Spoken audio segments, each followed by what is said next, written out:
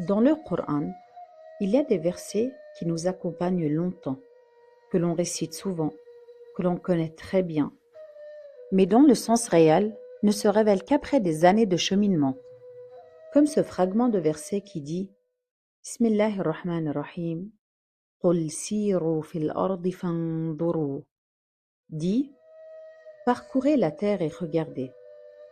Si j'ai choisi de commencer ce chemin avec ce fragment de verset, ce n'est pas par hasard, parce qu'il dit quelque chose de très profond sur notre présence sur cette terre. Allah ne dit pas seulement croyez, il ne dit pas seulement réfléchissez, il dit marchez. Après cela, il dit regardez. Comme si la compréhension ne venait pas avant le mouvement, mais bien après. Comme si le sens n'était pas donné à celui qui reste immobile, mais à celui qui accepte d'entrer dans l'expérience de la vie. Marcher sur terre, ce n'est pas simplement se déplacer physiquement, c'est traverser des situations, des relations, des épreuves, des instants de clarté, mais aussi des moments d'obscurité. Et au cœur de cette traversée, Allah nous invite à une chose précise, regarder. Non pas regarder en étant distrait, mais regarder avec un cœur présent, un regard capable de percevoir que ce monde n'est pas neutre, qu'il n'est pas silencieux, mais au contraire, c'est un monde traversé de signes. C'est pour cela que j'ai voulu faire ce projet avec vous durant le mois de Ramadan. Parce que Ramadan est un temps particulier, un temps où le rythme ralentit, où les distractions diminuent, où l'âme devient plus disponible. Quand le corps se met en retrait, quelque chose s'ouvre à l'intérieur. Et ce quelque chose devient plus apte à accueillir. Nous allons, Inch'Allah, faire un bout de chemin ensemble durant ce mois.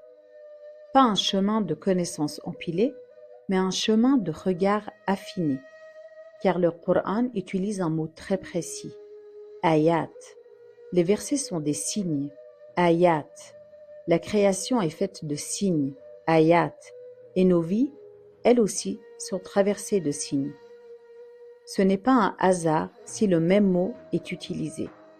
Cela signifie que tout ce qui nous entoure et tout ce qui nous arrive peut devenir un lieu de rencontre avec notre Créateur Allah, mais à une condition, apprendre à lire.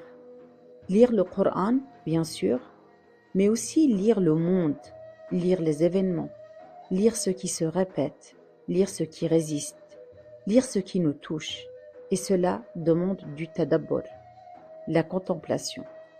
Cette capacité à ne pas se contenter de la surface, à revenir, à laisser le sens descendre plus profondément.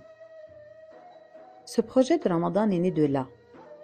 Réapprendre à habiter la vie comme un espace de dialogue avec Allah, notre Créateur. Non pas pour tout expliquer, non pas pour tout maîtriser, mais pour devenir plus attentif, plus présent, plus réceptif. Parce que peut-être que la foi ne commence pas quand on a toutes les réponses, mais quand on accepte enfin de se poser les bonnes questions. Pour l'instant, il ne s'agit pas encore de comprendre, il s'agit seulement d'accepter de marcher et de laisser la vie commencer à nous parler d'une manière nouvelle.